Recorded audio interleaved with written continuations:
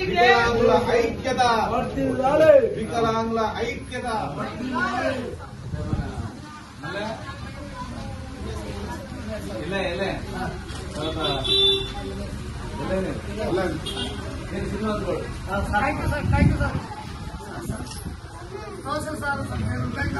ఏం కాదు మీకు ఇల్లు కట్టించేంత వరకు ముఖ్యంగా మనకు మాజీ మంత్రి గారు పొద్దున రాత్రి ఏదో నీళ్లు మంచినీళ్లతోటో ఇంత అన్నం పంపించి టిఫిన్ పెడితే వారు మనల్ని ఆదుకుంటున్నారు. కూలీకుల పార్టీలో ఉండేవాళ్ళు ఇప్పటి వరకు ఇక్కడ వచ్చి పలకరిస్తలేరు. మరి మాజీ మంత్రి గారు కూడా అన్నం పెట్టి నీళ్లు వస్తే ఆయన మీద గుడ్డలే కార్యక్రమాన్ని ఏర్పాటు చేస్తున్నారు. ఆయనని ఖండించే మార్గం తప్పకుండా చెయ్యాలి. తప్పకుండా ఇది మన సీఎం దగ్గర కూడా వెళ్ళి గట్టిగా వాదించి మరి అమ్మ పెట్టకూడదు అయ్యా తినకూడదు అనడం పద్ధతి కాదు ఇది. మరి పార్టీలో ఉన్న నాయకులు మరి గెలిచిన నాయకులు అందరినీ కూలిపోయినటువంటి బాధ్యులని సహకరించి సందర్శించి వాళ్లకు బట్టలో పొట్టలో పెట్టాలి కదా.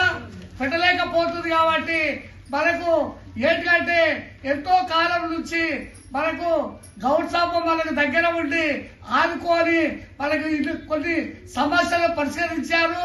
ఇప్పటి కూడా మన పొట్ట తప్పకుండా మనకు కొడుతున్నారంటే చాలా గర్వంగా చెప్పుకుంటున్నారు. కాదు గవర్నమెంట్ మీ చేస్తే మీకు ఇల్లు కట్టించేంత వరకు పోరాటం అవ్వద్దు. రేపటి వరకు చూద్దాము. లేకపోతే రేపు మనం హైదరాబాద్ లో మానవ హక్కుల సంఘానికి పోయి ఫిర్యాదు చేద్దాము. 5-6 మంది పోయి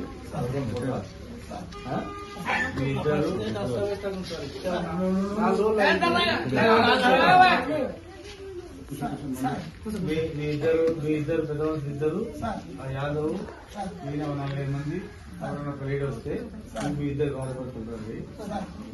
మీరు వస్తే రేపు మెయిన్ రోడ్ పోయి కాంప్లైంట్ చేద్దాము. సేమ్ ప్లేస్ లో ఇల్లు కట్టియాలి. సేమ్ ప్లేస్ లో పక్కా ఇల్లు కట్టాలి. రేపు ఇల్లు కట్టింది కదా అసలు ఫైన్ ఏంటంటే గవర్నమెంట్ కు చెప్పేసి అంతవరకు పోరాటం అవ్వదు. లేదనుకుంటే ఇక్కడనే షెటర్ కానీ రేపు స్టవ్ ఎక్కిస్తా ఈయనే వంట చేసుకోవాలి. మనం అందరికీ సామాన్లు ఎక్కిస్తా స్టవ్ సిలిండర్ పెట్టిస్తా ఈయన పొద్దుగాల టిఫిన్ చేయండి కూర్చోండి. మధ్యాహ్నం భోజనం అన్నం పప్పు వంకాయ చేసుకుంది ఇస్తా కూర్చోండి. ఇల్లు కట్టించేంత వరకు పోరాటం అనేది ఇంకా ఏ రూపకంగా చేస్తారో చేయండి.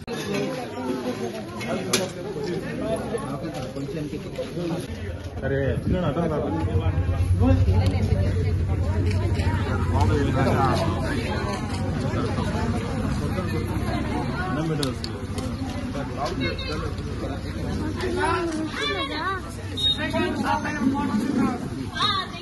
ముందు పోతుంది కదా.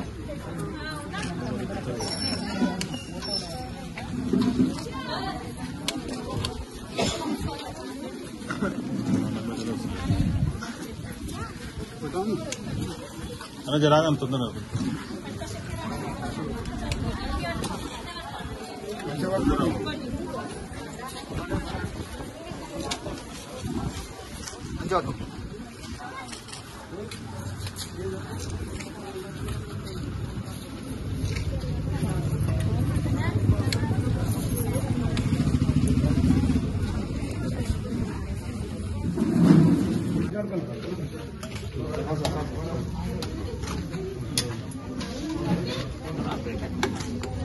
ఇట్లా కొత్తవా రాజు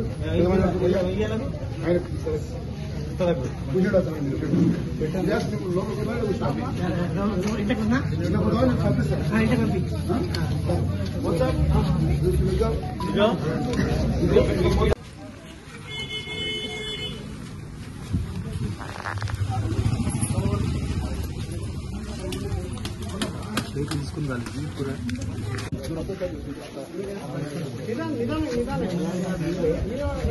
గవర్నమెంట్ ఏదైనా చెప్పేసి ఆ పక్క తిట్టే మిమ్మల్ని సాయం చేస్తున్నాం మమ్మల్ని నిడుదురు తిట్టే పడతా తిట్టు పడతా నన్ను నిడితే కూడా తిట్లు పడతా మీకు రేపు మళ్ళా జరుగుతుంది